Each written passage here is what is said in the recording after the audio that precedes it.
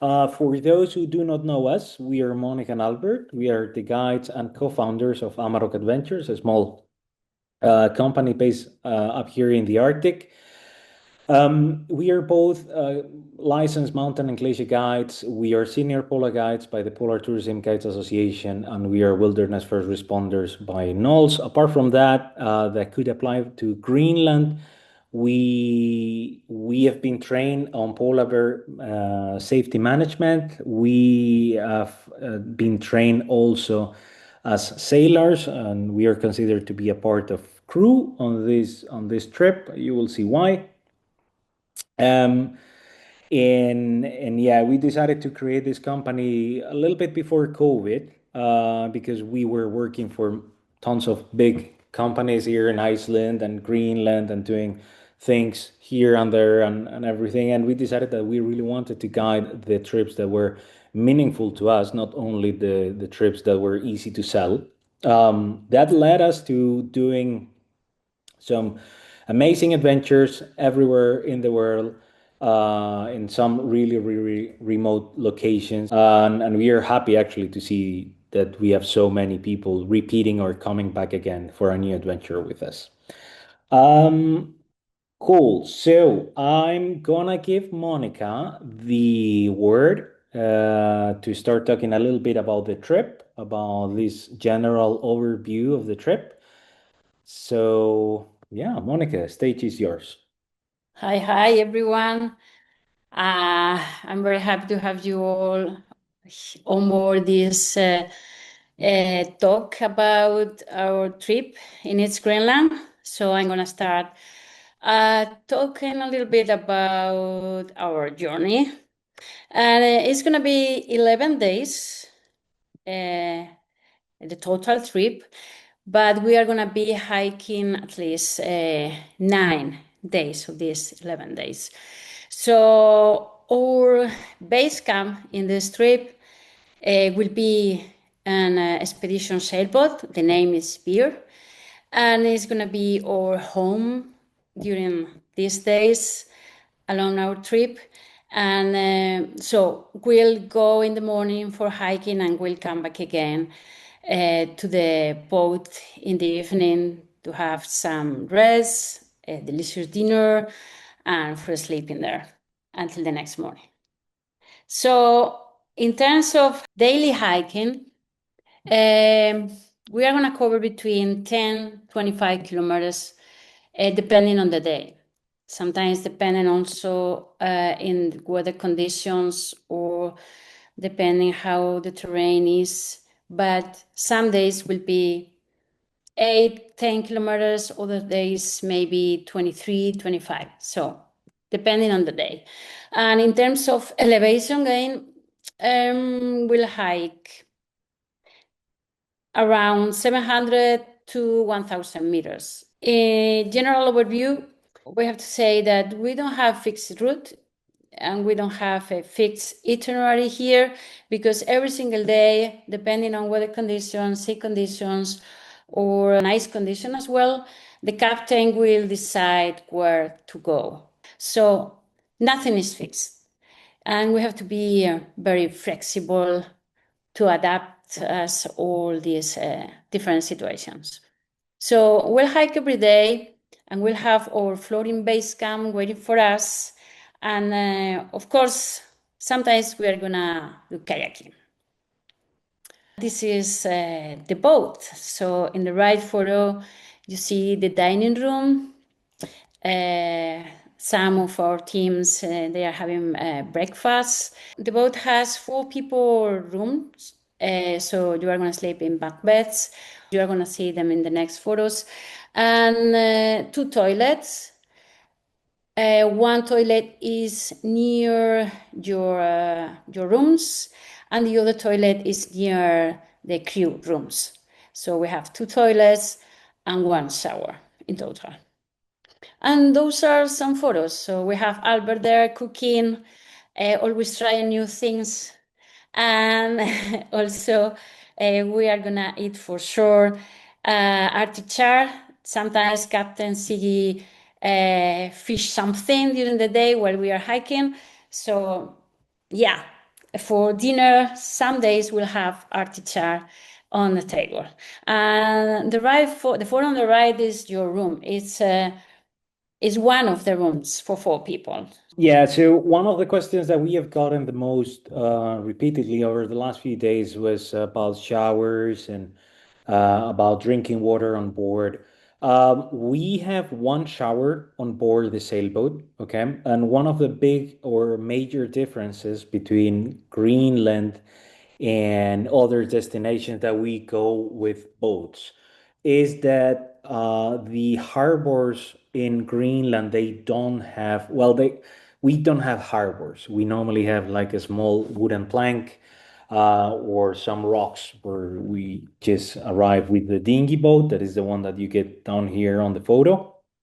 But otherwise, the boat is never going to be dock into a harbor or anything like that. It's going to be anchored, like in, for example, in this picture. On the big picture, we were just anchored 2 years ago in Knud Rasmussen, in front of Knud Rasmussen Glacier and Karale Glacier. Why I'm saying this, the issue, or not the issue, but the situation of not being docked in a harbor also means that we cannot have access to refilling the water tank of the boat constantly. Okay, so this boat beer has system of reverse of osmosis, meaning that we are just taking the seawater and turning it into drinking water. Something that for drinking you don't really get to feel anything like salty water or anything like that. But it also means that we have a limited amount of water for taking showers, not for drinking. For drinking, you can drink as much as you want, but in showers, when we are showering, we tend to use much more water. So, saying this, there is a limited amount of water on the boat for taking showers, meaning that, and you will hear this from the captain many times because it always happens, that we cannot take 20-minute showers every single day. At the same time, we don't need to take 20-minute showers every single day.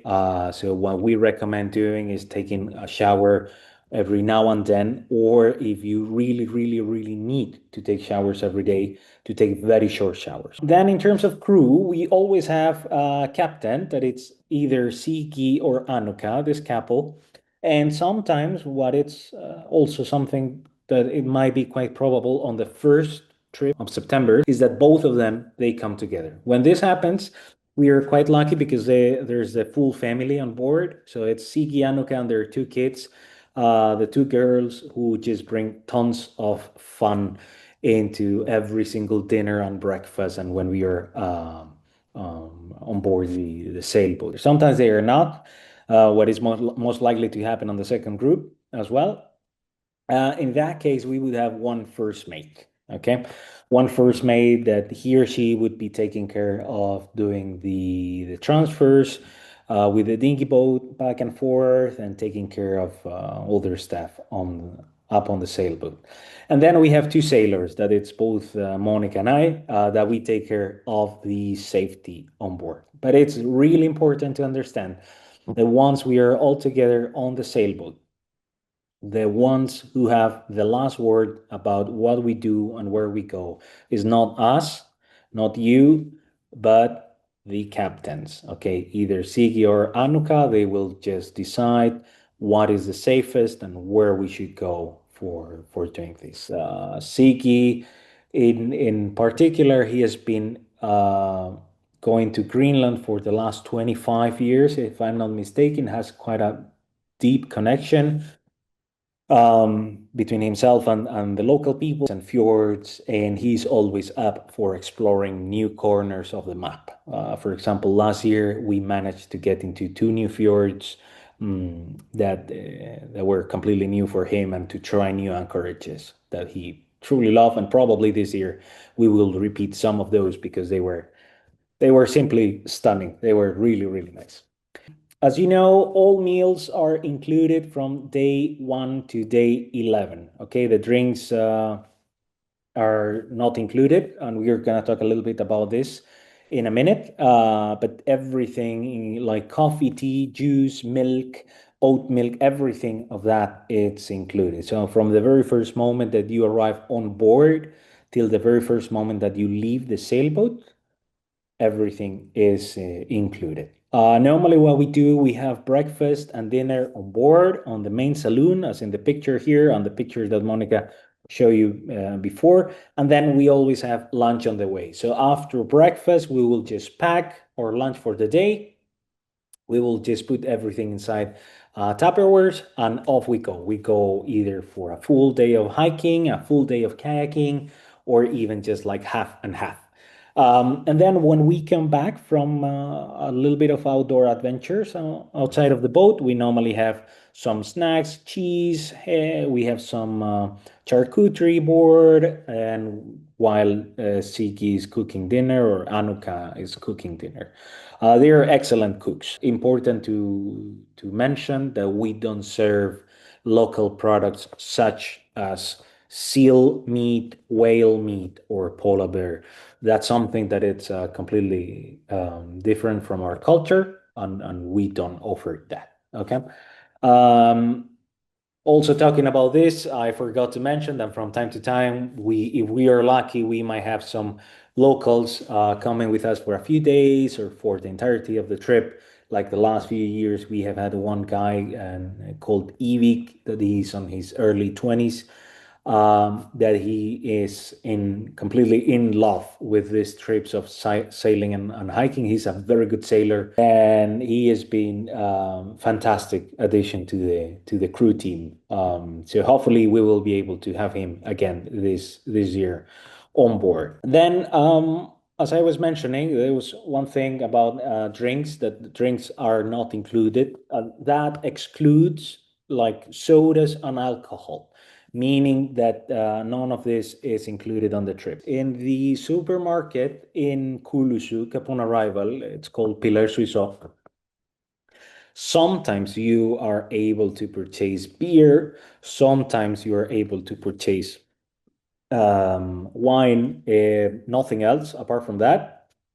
And sometimes you are, well, most of the time you are able to purchase sodas. Okay. So our recommendation is that if you would like to have a beer after a long day of hiking, you can always purchase that on Keflavik Airport if you're flying from the international airport of Iceland, or in Nuuk or in Denmark. But don't wait till the very last minute. Also, quite important, remember that one hotel overnight in this trip is required and it is not included. The reason behind this is basically the flight schedule. So, for example, for this first trip, if I remember correctly, you folks arrive on September 5th, and the trip ends on September 15th. But there's no flight until the 16th. The main problem that we have when we plan the trips is that it happens like that. After September 1st, there's only one flight every 12 days for coming in and out. So those leaving on the 16th, you're leaving the same day that the people arriving on the 16th of September and starting the trip. Okay. Our recommendation for that extra night, it happens the same with the second group. The trip is until the 26th. Our recommendation is to stay in Hotel Kulusuk, that is just 5 minutes away from the airport and 5 minutes away or 10 minutes away from the landing spot where the boat can just drop us off. Okay. Of course, if you arrive earlier than the start date or you leave later than that, you will need to book your room in Hotel Kulusuk. Okay, in terms of requirements, well, you have to be able to hike 20 kilometers, which is 13 miles, for several days in a row with a day pack. The good thing of this is if we have a long day, at least we have a day pack that is just refilled with water, some clothes, a little bit of food. So it's not a heavy backpack. And that's really good for those days we are going to hike outside. here in East Greenland. And in terms of elevation gain, will be over 900 meters, that is 2,950 feet, and being able to live on board a sailboat. That is sometimes maybe is the most difficult part of the trip, to share all the facilities with other people, to share the toilet, share the dining room, on deck as well. So sometimes we have to be patient with the others and very respectful with the others as well. And also very flexible in terms of if we have to change plans for the next day, or we have to change plans for going somewhere or another location. Wait. Or, as Alberto says, we have to wait.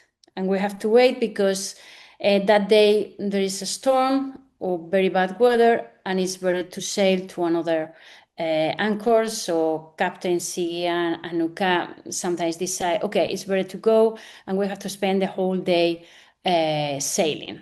So this is not a trip. Itself is more an expedition and an exploration through this beautiful landscape. So we have to be ready for everything. Regarding weather conditions, you can expect everything. So we can have sunny days and warmy days. Other days going to be foggy or rainy. So yeah, don't try to skip getting wet if we are outside and it's raining. So the only thing is just flowing with nature. It's fall season. Good thing of this is it's beautiful colors. And we are going to find a lot of sunny days, but be ready for everything. Speaking about sea conditions and ice conditions,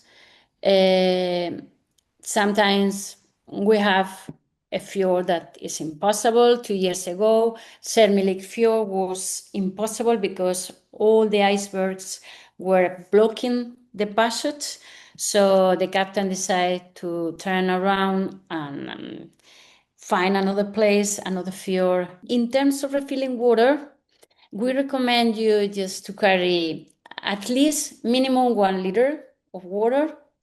Every tap in the sailboat is drinkable, and usually we can refill water every stream along the way.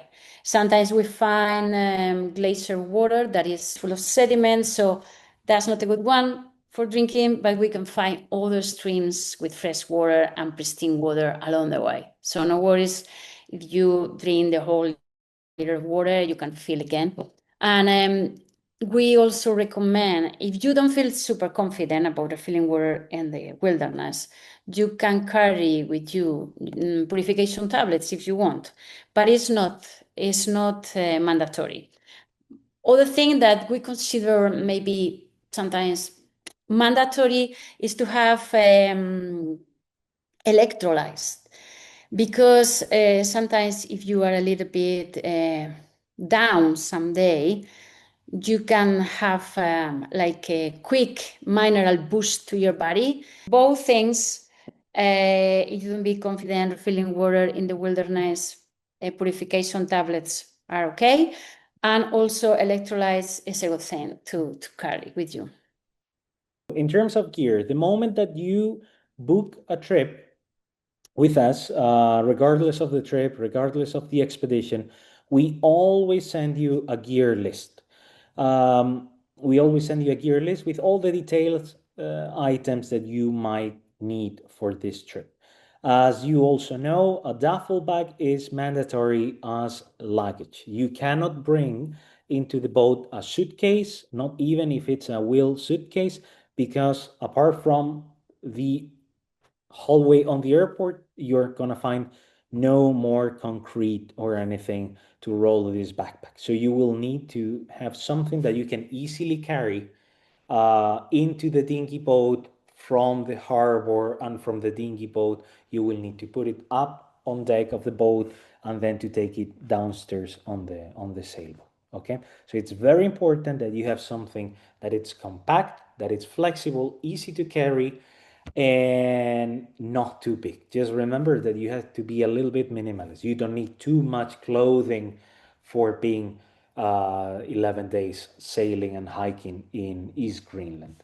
Remember also your hiking poles. We know that some airlines, they're allowing these days also to take your hiking poles as long as they are collapsible as part of your hand luggage, but check first before committing with those, because in Kulusuk there are no stores for going to purchase hiking poles or anything like that. Okay, just imagine that you're arriving to a town with 20 houses and just a few fishermen and hunters. So the local supermarket has the minimum necessary things for those peoples, not for the tourists. Okay, so don't expect to have like outdoor stores or anything like that. Also, quite important is to bring boat shoes, something that you can wear while on the boat, that it's comfortable and that you can use both downstairs and upstairs. Polar bears are a reality in East Greenland. They are there always, but most of the time we don't get to see them, and that's quite good. You might be thinking, oh, but I really want to see polar bears. Okay, good, but we don't want to see polar bears because the closer we might get to a polar bear, the bigger risk there's gonna be. However, there's also some myths to break in here, and is that polar bears are quite often misunderstood. What we normally get to see on TV tends to lean toward the dramatic, like polar bears attacks a group of people, and at the end, it also leans into safety and risk management. Okay, so the first day that you go on the boat, we are going to have a long talk about polar bears. But as I was saying, polar bears, just to so you understand a little bit more about this and about them, polar bears are powerful predators. That's no question at all. But they're also highly intelligent and responsive animals. Because of that, many people assume that the close interaction is reckless, and we totally get that. But with the right knowledge, awareness, and respect overall, it is possible to safely walk in polar bear country. So many people, for example, think when they get to find a polar bear on their way that step back is the best thing you can do. But in many cases, that can signal submission to the bear, so it might just engage that hunting mode. So normally, and we will explain this the day that you arrive in Greenland, standing your ground, applying control pressure communicates much more confidence, and more often than not, the bear, as well as every single animal except humans, the bear will choose to disengage and to run away. Just keep in mind that polar bears, they don't want to have an encounter with another animal that might just result on fatal for them. Also, polar bears in Greenland, they are very used to seeing humans, and humans in Greenland, they have also hunted polar bears for centuries. So they know that humans might be predators for them. But let's don't forget about this. Polar bears are on top of the food chain. We are not, and we are stepping into their land, into their country, and we are just visitors in there. So we need to respect polar bears and respect their home. Both of us, we are trained on polar bear safety management, as I was saying before. And we always carry a fire gun, both of us, while hiking outdoors. We will explain also a little bit about this. Of course, fire guns are always the last resort. What we are always gonna aim if we find a polar bear in Greenland is to protect the animal. No matter what, if we need to just turn around, we will just turn around. We are never gonna engage unless it is 100% necessary. We don't want you to be afraid of polar bears. We just want you to understand that they are a reality in Greenland, and that there might be an encounter, but there might be not an encounter. And if we have an encounter, we will get to see the polar bear from very far away with the binoculars, and we will enjoy that gift that nature is showing us. Also, it is very important when talking about the local community to be respectful. Same as with the polar bears, for the local community, we are visitors. We are the ones coming to their country and the ones who will find some of their customs completely different to ours. Okay. It is very important that the moment that we step into East Greenland, we are stepping into a completely different community, different culture, where hunting and fishing are very, very strong part of their core, both historical and cultural. And they do have quotas, and we can explain about the quotas of whales that they can hunt, polar bears that they can hunt. But the most important thing that we have to mention about this is that the moment that you hunt as an Inuit person a whale or a polar bear, everything is used. All the meat from the whale is just sold in between the local community. Everything is staying inside the community, and it is done on a very traditional way rather than what we have seen in other countries, like, for example, Japan or Norway, with this massive whale hunting. In here, you hunt one whale and you have 7 families eating for 2, 3 entire months when there are no boats coming into Greenland. Okay, so it's very, very important to respect this. At the same time, also important to mention that you in London, you wouldn't like a tourist to come straight into your face and take a picture of you. You are not going to do the same in Greenland because it's just because of respect to the other people. Okay. So always, if you want to take a picture of someone, you can just ask, hey, can I take you a picture? If they say yes, you can take the picture. If not, just respect their decision. Never just peek through the windows. We have seen it with the cruise ships that sometimes we find on the way in like the big communities like Tasiilaq, that the people, they go into town and they are just peeking through the windows. We are not like that, and we really want you to feel that you're contributing to the fair and good tourism into Greenland rather than just being exactly the opposite. Okay. And then it comes the part that hurts the most, that it's the Greenlandic dogs, because you get to see these puppies everywhere, and they come and they try to play with you, and they are just fantastic, fantastic. Greenlandic dogs, however, they are just working dogs. They are working dogs, and you will get to see them chained everywhere. By law in Greenland, your dogs either have to be chained or they have to be secluded on a small island so they cannot move, except the puppies. The puppies are running everywhere pretty much. Puppies, you can interact with them. That's completely fine. Big dogs, we always ask, and we will remind you upon arriving in Greenland, they are feral. So try not to pet them and touch them and go play with them. Puppies, you're fine. Your hands will stink to fish and to seal guts afterwards, but you're completely fine. What to expect apart from a great journey in Greenland? We are gonna have a daily routine, more or less, like every single morning we have breakfast at 8 a.m. and we'll have dinner between 7:30, 8 p.m.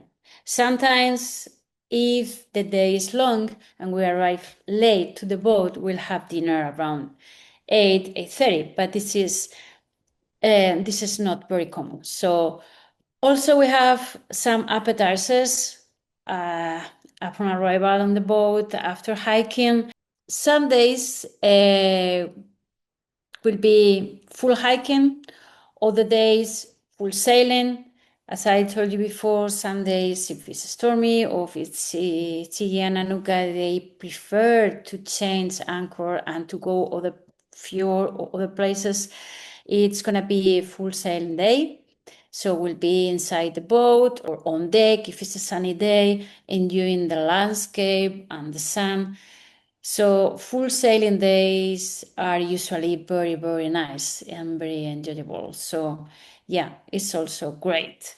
And sometimes it's half hiking and half kayaking, because sometimes we are in an anchor or in a fjord that morning, so we can walk, we can hike a loop and back to the boat, and then in the afternoon we can do some kayaking around.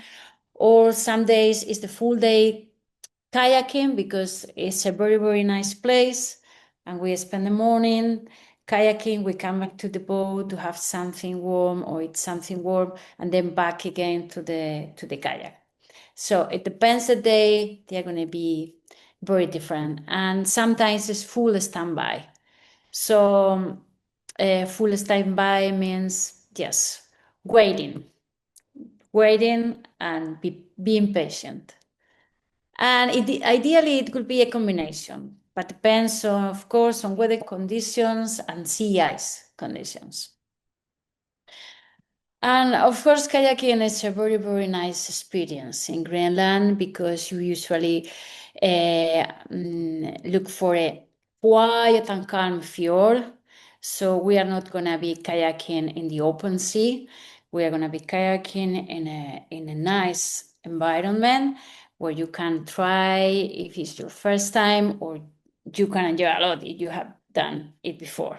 So yeah, you don't need a previous experience for doing kayaking with us. And we are going to explain you everything about this. And we are going to give you a lot of tips before the activity on deck. So no worries, we are going to enjoy a lot. Yeah. And of course, sometimes we'll have glacier traverses. Sometimes we have to cross the end of the glacier, outlet glaciers, but we have to cross parts of the glacier. And sometimes it's going to be just 30 minutes, but we'll give you all the proper equipment for doing this. So it's a very nice experience to cross these glaciers, even if it's just a small part of them. So every year we see different formations, different holes in the glaciers. So we can explain you how was the glacier the last summer, and it's very interesting. They are alive. So yeah, we can enjoy these traverses also when we have a long day. River crossings, for those who have been with us in all the trips, and for those who have never been with us before, river crossings are pretty much part of the core of all our trips. So we normally, when we do long hikes, we normally find some rivers that we might need to cross.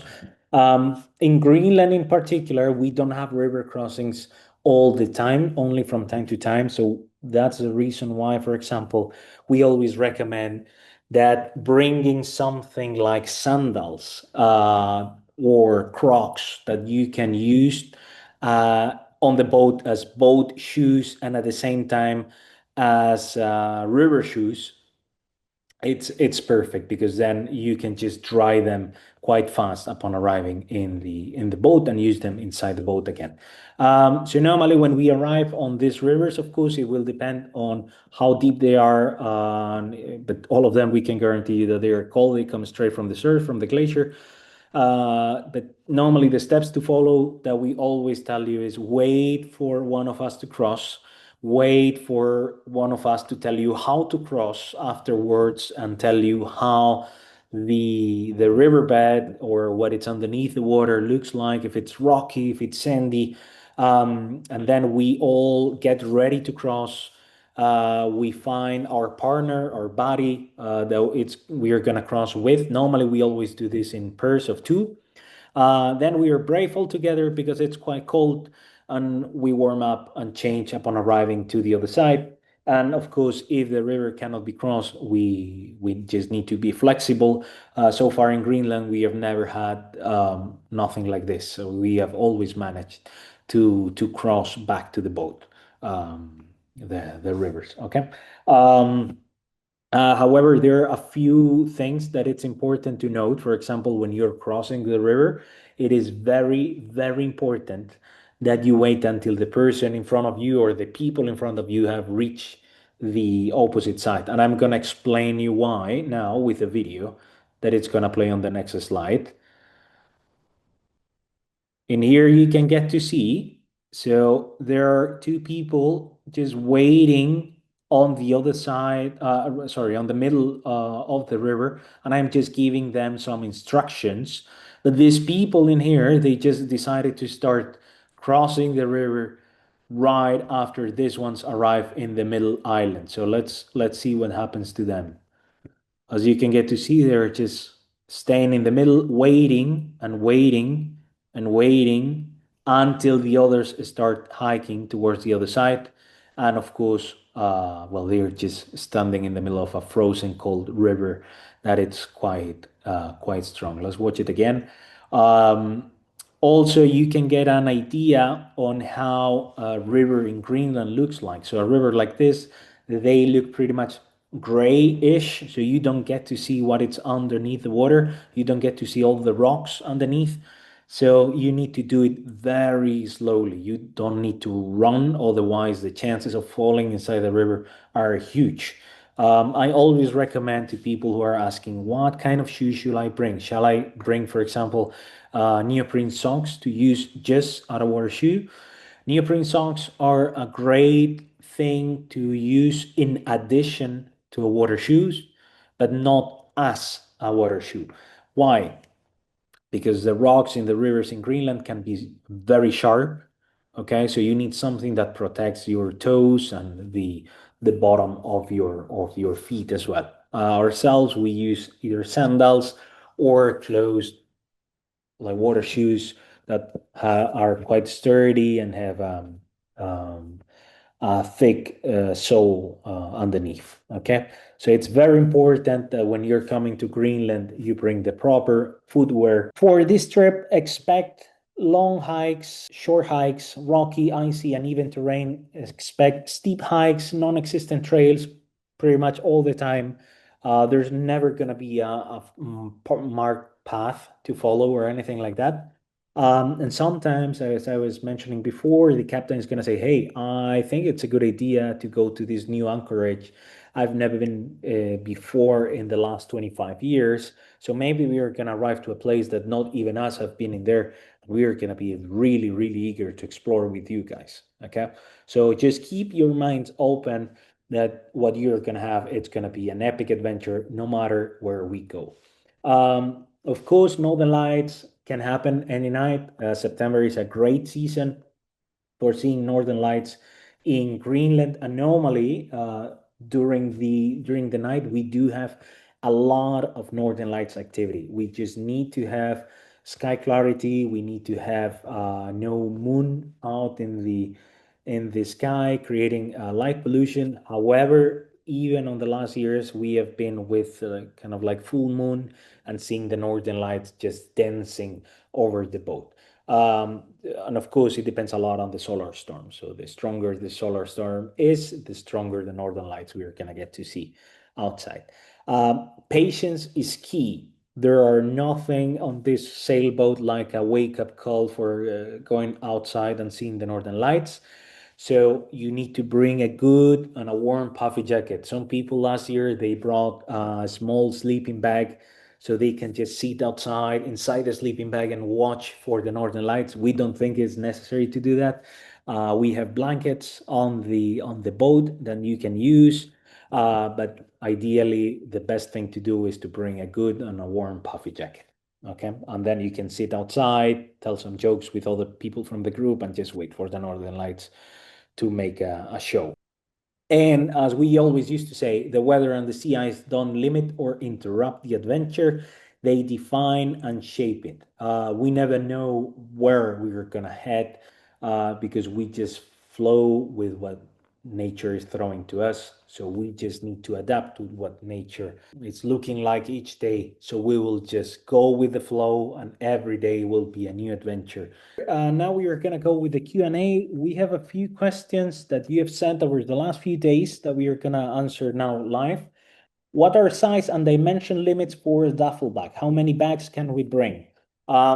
So as Monica was explaining before, there is a limited space inside the boat. You are going to be sharing room with 4 people, so 3 people plus yourself, meaning that the space it's limited. Okay, you can place your duffel bags underneath the bed. So we have like 2 bunk beds, and underneath the bottom bunk bed there is a little bit of space, so you can just place your duffel bag underneath there. Ideally, it should be enough. Normally, it's like half a meter tall down there. Okay. However, we always like to say, please, please, please don't bring too many bags, because otherwise you're gonna need to either put them on top of your bed while we're out backpacking or hiking and enjoying outdoors. And when the night comes, you might need to leave them outside, meaning that you are gonna need to leave them on the floor. And if someone wakes up in the middle of the night for going to the toilet, or wakes up very early and they're a little bit asleep, they might just step on top of your backpack or your bag or your luggage, and that might be a little bit of a problem. As you might have seen, there is a limit. So if you fly through Iceland, you will be flying with Icelander. If you fly from Nuuk, you will be flying with Air Greenland. Normally, if you go into their website, you will see that the maximum size and weight of your luggage is 20 kilos, and you will say, 20 kilos, I can go all the way up to 20 kilos. Well, first of all, you should think if you need 20 kilos of luggage for being inside a boat. But secondly, 20 kilos, that is normally not set. It includes both your hand luggage and your luggage, your checked luggage. So that's the reason why in our gear list we always say 15 kilos. Okay.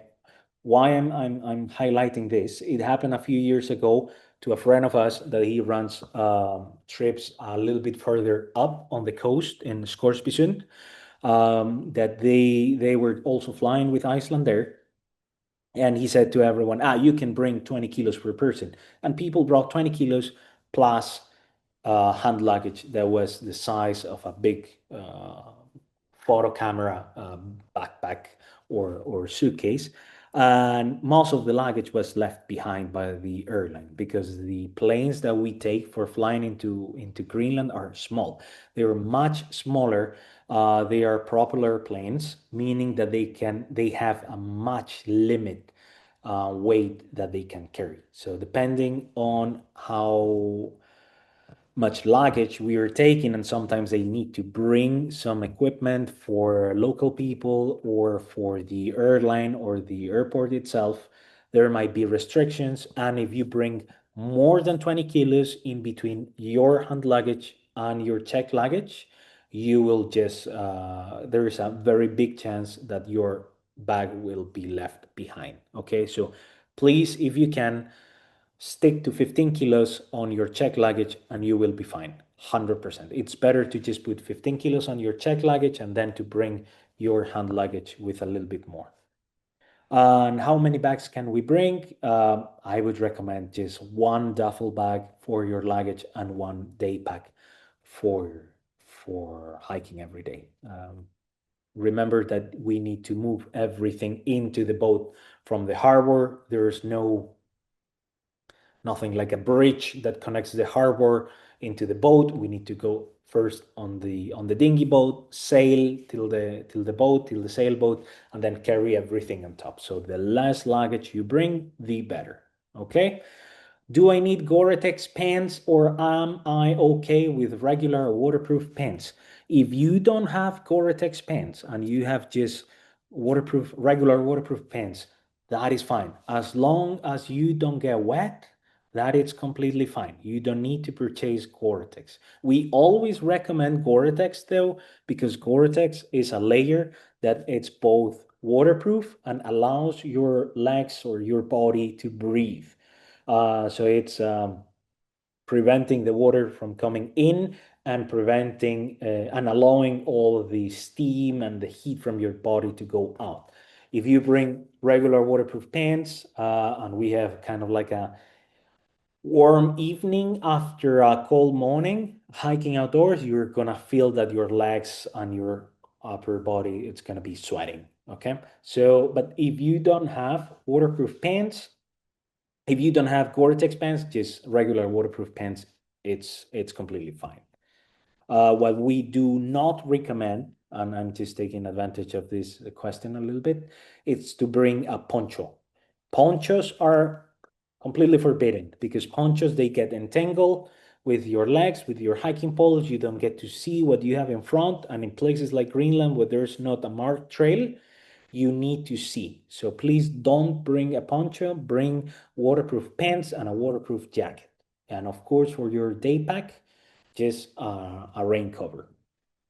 Do we need sleeping bag and a pillow? No, you do not. We have on the boat both bed linens, we have duvets, and we have pillows with the pillow cover. So you do not need to bring any of that. No sleeping bag, no sleeping pad, no pillow.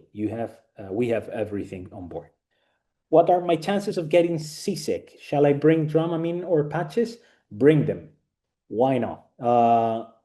We always say that the sailing on the Greenlandic fjords is quite smooth. Normally, since we are just sailing in between narrow fjords, we don't get to feel a lot of sea swell.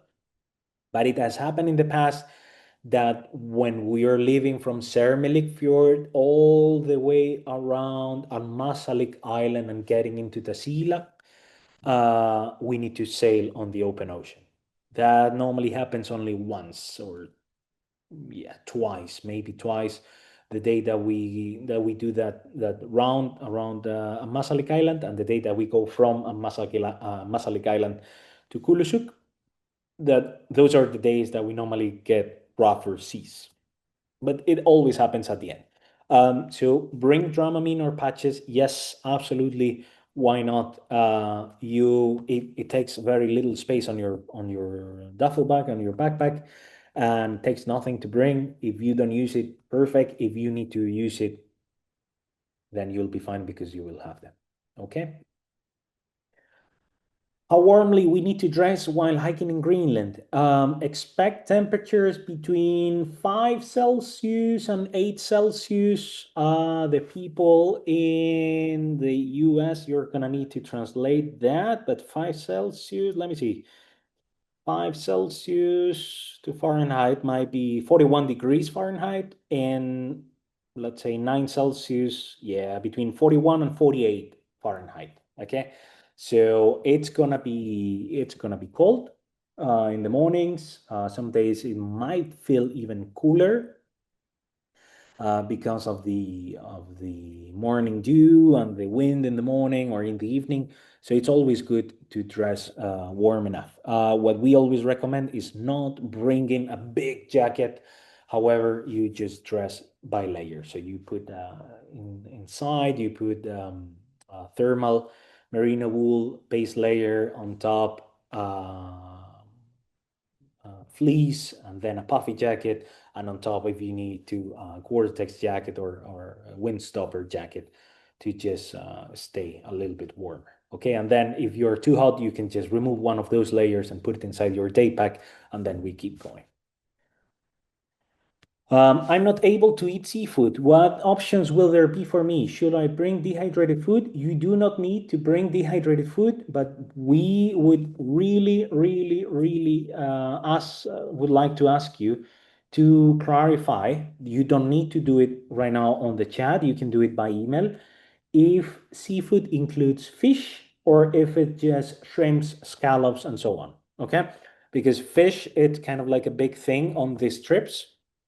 However, if you cannot, meaning that you have a dietary restriction, not that you don't like seafood or fish, if you have a dietary restriction, that is 100% valid, and we are going to help you as much as possible. But some days, for example, instead of just having like the animal protein, like the fish protein in this case, you will have more vegetables and more legumes or rice and more like that.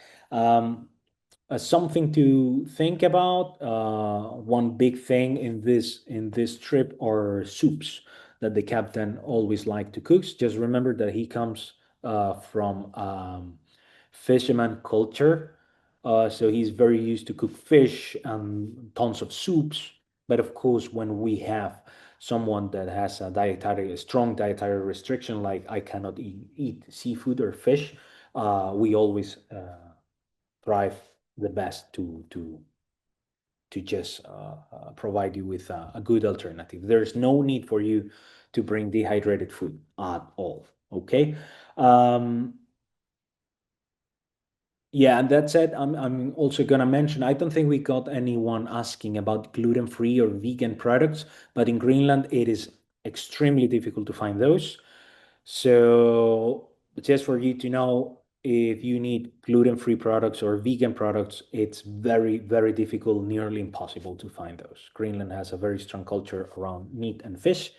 So you will get tons of those along with rice, pasta, vegetables, legumes, etc. Okay. I want to hike at my own pace, whether faster or slower than the group, but obviously stay together over the long haul. That is not possible at all because of what we mentioned about polar bears. So there's going to be always one of us in front of you with a fire gun, another one behind is going to always strive to keep you safe, folks, in terms of polar bears. And it means that we cannot let anyone just run in front of the group. Or stay behind. We will just hike all together as a big family, as a big group of friends, and we will take care of each other. And also, to be fair, this is a question that it's from last year, so no one this year has asked this question. So it's from a person that learned this last year as well, and she was completely fine at the end with the pace of the group. So no problem. While kayaking, do we wear a dry or a wetsuit?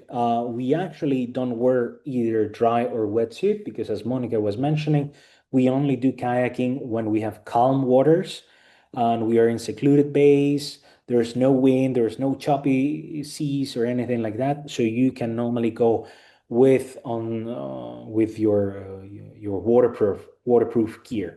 So a good Gore-Tex or waterproof jacket and a good Gore-Tex and waterproof pants. What we normally give you are the kayak skirts. So you just sit inside the kayak and you just put this skirt on the edge of the place where you're sitting inside the kayak, so there's no water coming inside. It's also good to bring if you have some waterproof gloves, and if not, we will just provide also this for the kayaking. Are mosquitoes a problem? Should we bring insect repellent or head nets? Mosquitoes are not a problem in September. They are a problem in July, late July and beginning of August. But otherwise, in early September and mid-September, there's no problem with mosquitoes. And how often can we shower on the boat? Any chance to do laundry on the boat? I do believe that we mentioned this before when we talk about showers. How often can we shower on the boat? You can shower on the boat. Let's say that if you need to shower every day, you can shower every day, but we are going to kindly ask you not to shower every day because then the boat is going to be constantly creating water. As I mentioned before, just in case someone missed this part of the presentation, there's no place in East Greenland, where we can just get close with the boat and refill the water tank, meaning that the boat has reverse osmosis system that is turning the seawater into drinkable water, and is the same water that we use for flushing the toilets, for drinking, and for taking showers. It's good water. You don't really feel the taste of the seawater at all, but we cannot spend all the water at once every evening or every morning just showering. Okay, so we need to be conscious about the usage of water on the boat. And any chance to do laundry on the boat? There are no chances of doing laundry on the boat. You're gonna be 11 days. So yeah, there's no need for doing laundry on the boat.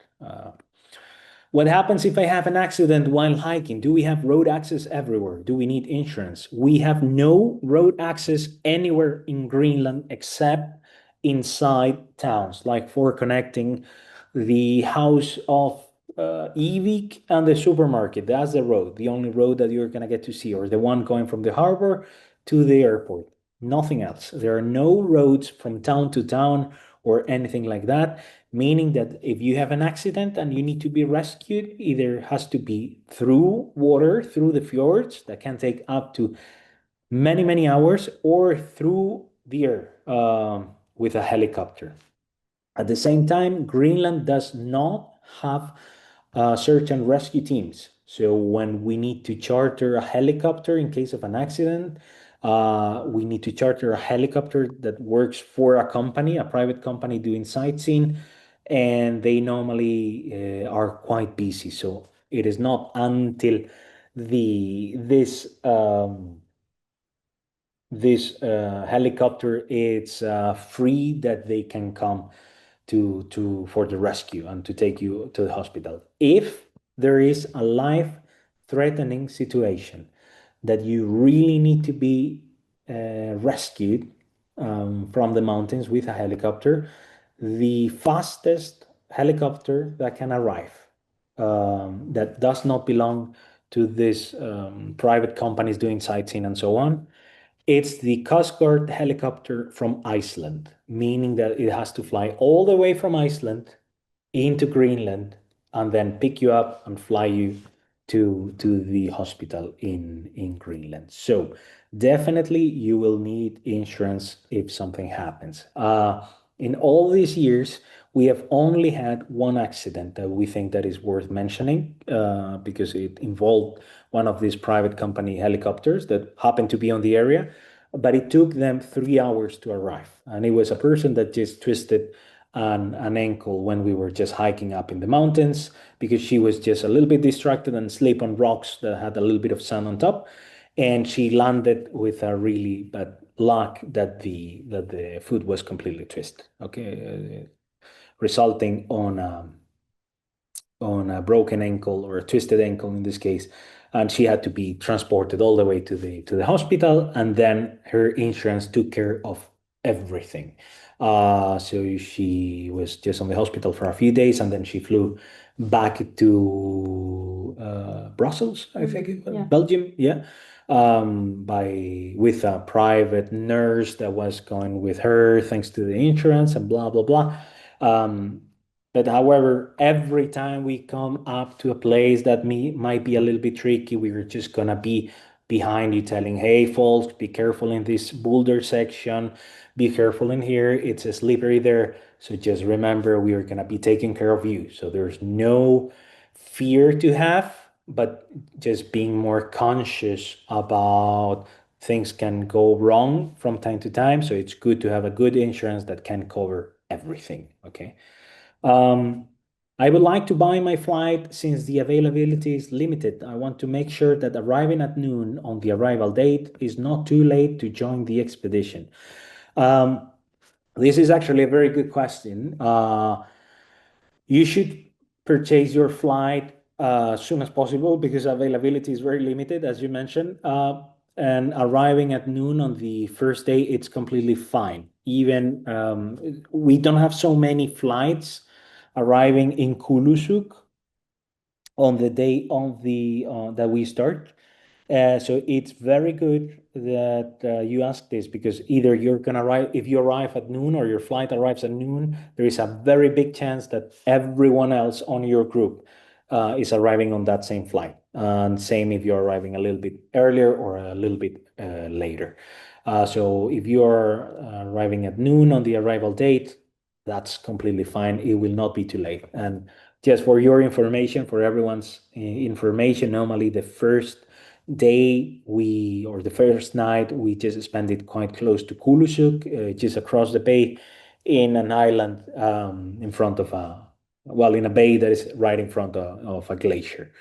So it's just like maybe maximum 40 minutes sailing from Kulusuk. We are arriving a few days before. How and where can we meet you? So linking with this with the previous question, remember that you need to send us your arrival times in Greenland. No matter if you're arriving a few days before or a few days later, you need to send us, or a few days before or the day that we start the trip, sorry. You should not arrive a few days later at all, otherwise you're going to miss the trip. But if you arrive a few days before, please remember to send us your flight schedule, same as if you arrive on day one. Okay. And also do the same with the departure flights.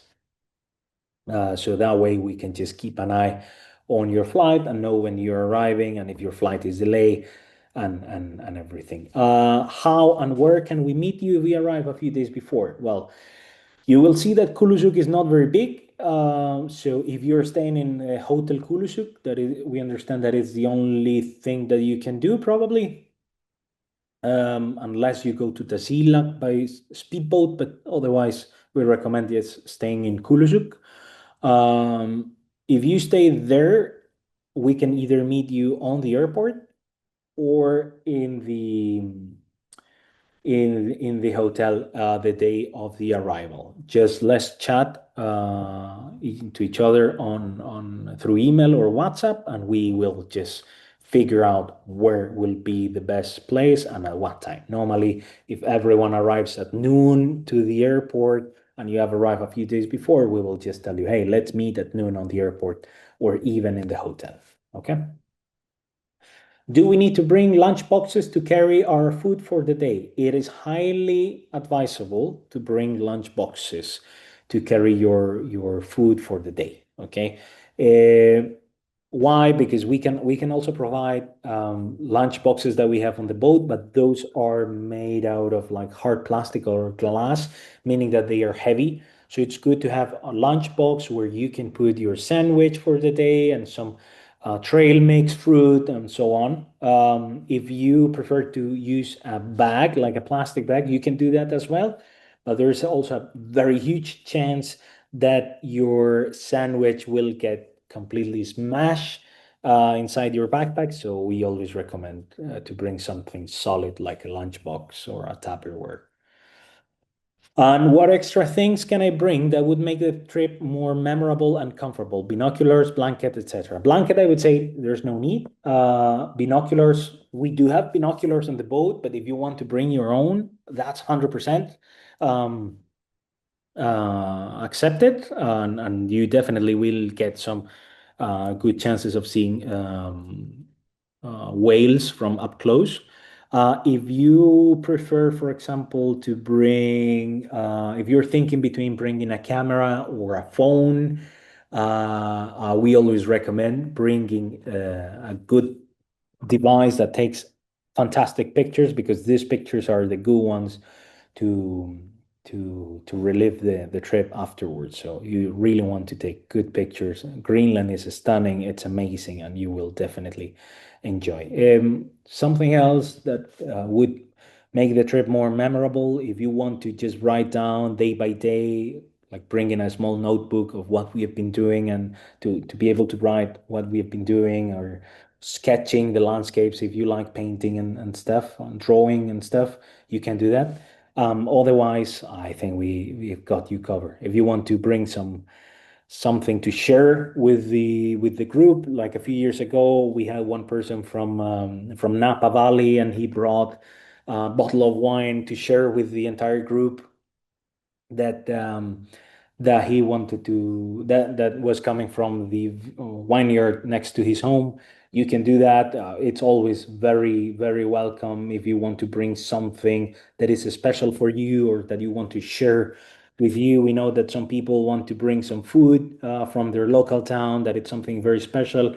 From time to time, Siggi has had Italian groups or French groups on the trip that bring very good and fine cheese, and they just leave it behind. So since we are the last ones in the season, there's one day that we just like slice big chunks of Parmigiano cheese that comes from whatever in Italy, or like really good blue cheese from France and so on. So if you want to bring something like that to share with the group, that's fine. If you don't, that's completely fine. There's nothing that we require to bring apart from your gear and a very big smile and good attitude to face this fantastic adventure. Thank you very much for joining.